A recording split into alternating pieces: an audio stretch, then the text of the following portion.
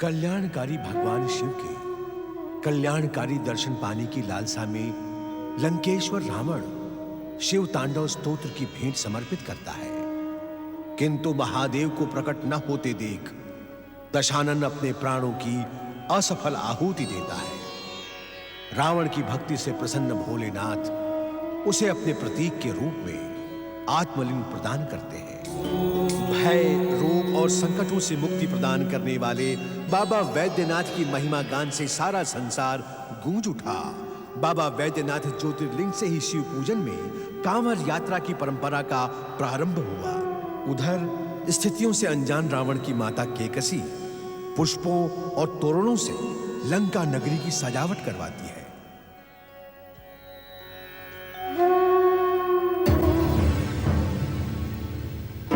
देवी, आप उसे देख रही हैं?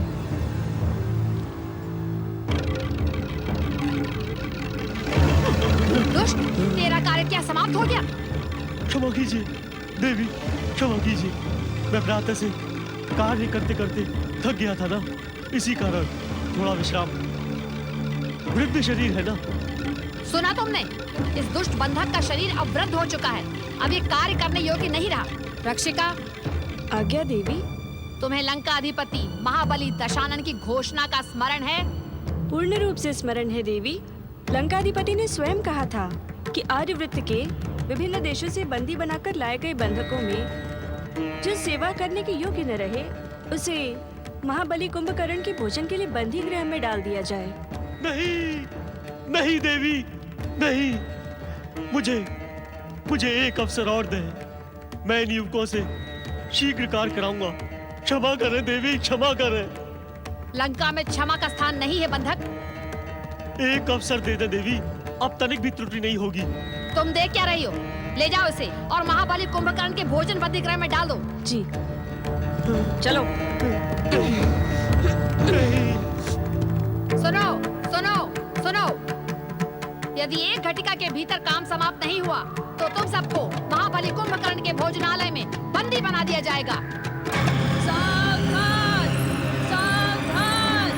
लंका की राजमाता देवी केकसी पधार रही है।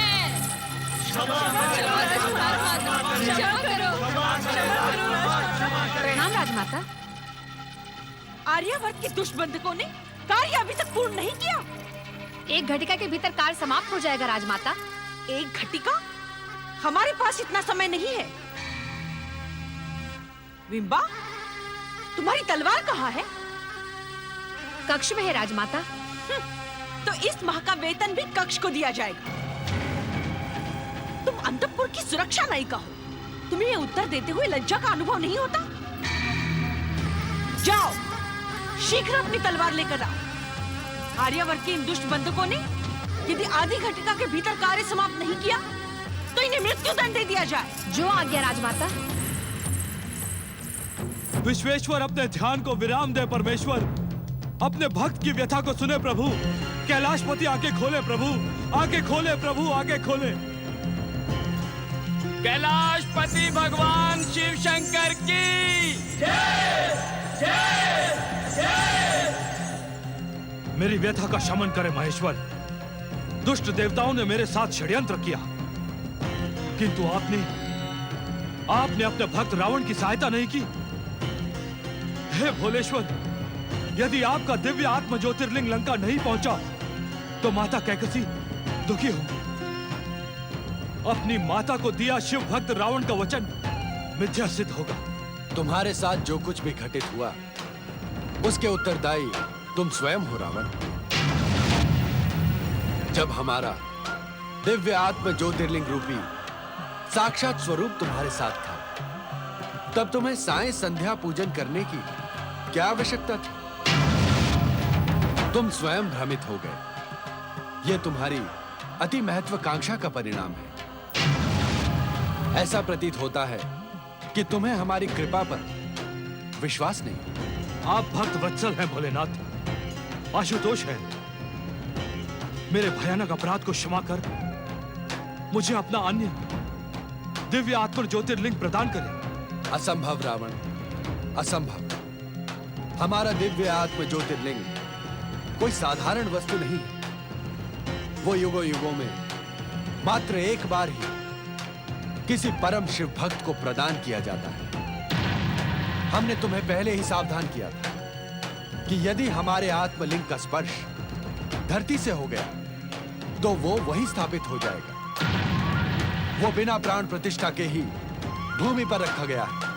अब कुछ नहीं हो सकता रावण, इसका परिणाम तुम्हें भुगतना होगा।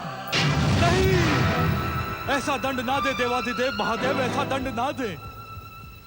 तनिक मेरी माता केकसी की व्यग्रता का विचार करें। आपका दिव्य आत्म ज्योतिर्लिंग ना पहुंचने की सूचना सुनकर उनका उत्साह नष्ट हो जाएगा, उनकी हृदय गति थम जाएगी महादेव।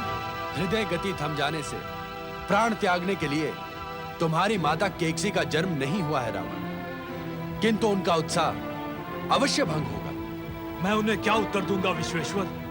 भूल तुमने की है रावण। अपनी माता केकसी को उत्तर देने का निर्णय भी तुम ही करो।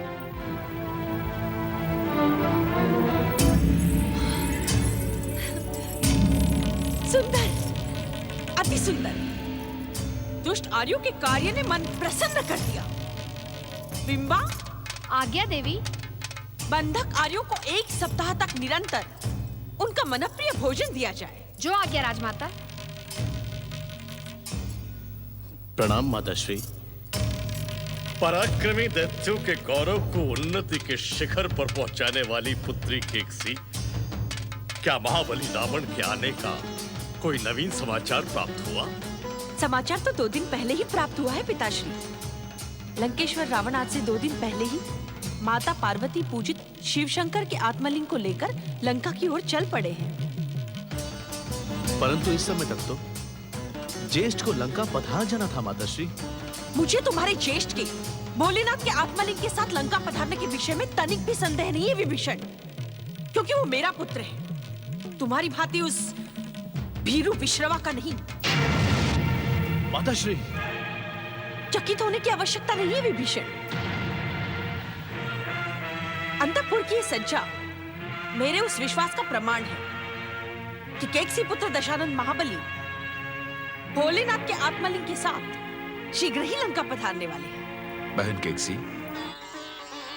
वास्तव में विश्वास ही नहीं होता कि ऐसी सुंदर पुष्प श्रृंगार ये दुष्टार्य कर सकते हैं। तुम्हें संभवतः ज्ञात नहीं है अकंपन, इस पृथ्वी पर आर्यों के सौंदर्य, सज्जा और ऐश्वर्य से कोई जाति स्पर्धा नहीं कर सकती। सत्य वचन बहना, सत्य वचन। देखिए पिताश्री, इस पवित्र स्थान पर भोलेनाथ का माता पार्वती द्वारा पूजित आत्मलिंग स्थापित होगा। सुंदर, अति सुंदर। आत्मलिंग के लंका आ जाने से अब मुझे प्रिय पुत्र रावण और लंका दोनों के भविष्य की तनिक भी चिंता नहीं होगी। महाबली दशानन के दुष्ट शत्रु अब लंका की ओर आंख उठाने का भी दुस्साहस नहीं करेंगे और माता पार्वती का श्राप भी निष्क्रिय हो जाएगा। क्षमा करें माताश्री, आत्मलिंग अभी लंका पहुंचा नहीं है। विभीषण, लंका में क्षमा का कोई स्थान नहीं है। लंका में निवास करने से पूर्व अपने आर्य संस्कार उस आर्य विश्रवा के आश्रम में फेंक आते तो उचित होता। मैंने कहा ना, आत्मलिंग के लंका पहुंचने में मुझे तनिक भी संदेह नहीं है। मुझे लंका में रहने का तनिक भी मोह नहीं है माताश्री। हाँ। किंतु किंतु क्या विश्रवा पुत्र विभीषण? परमपिता ब्रह्मा जी का वरदान आड़े ना आता तो मैं एक क्षण के लिए भी लंका में ना ठहरता।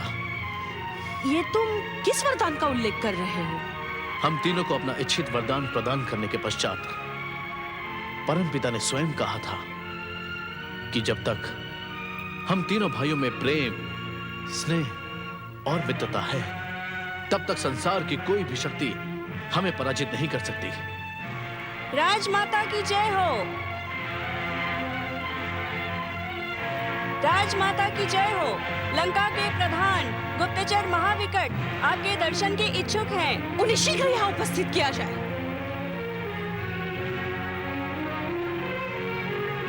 राजमाता की जय हो। क्या समाचार लाए हो महाविकट? लंकेश्वर रावण शिव शंकर के आत्मलिंग के साथ कितने समय पश्चात लंका पधारेंगे? भोलेनाथ को अपनी भक्ति से प्रसन्न करके लंकेश्वर ने आत्मलिंग तो प्राप्त कर लिया था। इस कार्य तक की सूचना हमारे गुप्तचरों को है, किंतु क्या महाविकट? ऐसा प्रतीत होता है राजमाता कि लंकेश्वर आत्मलिंग लेकर किसी और दिशा की ओर चले गए, अथवा वो दिशा भ्रमित हो गए हैं। मेरा पुत्र और दिशा भ्रमित हो ही नहीं सकता। लगता है कि लंका के गुप्तचर अपना कर्तव्य भूल गए हैं। ऐसा नहीं है राजमाता। मैंने तुम्हें स्वयं आदेश दिया था महाविकट कि लंकेश्वर के पग पग की सूचना मुझ तक पहुंचाते रहो। राजमाता, आत्मलिंग लेकर कैलाश से प्रस्थान करते समय लंकेश्वर के विमान की गति इतनी तीव्र थी कि महाविकट, जब तुम एक विमान पर दृष्टि नहीं रख सकते तो लंका पर कैसे रखोगे? राक्षस शत्रुओं की सूचनाएं लंकेश्वर तक कैसे पहुंचाओगे? तुम कार्य के योग्य नहीं। विडंबा! आज्ञा देवी। इसे इसी समय मृत्यु दंड दे दिया जाए।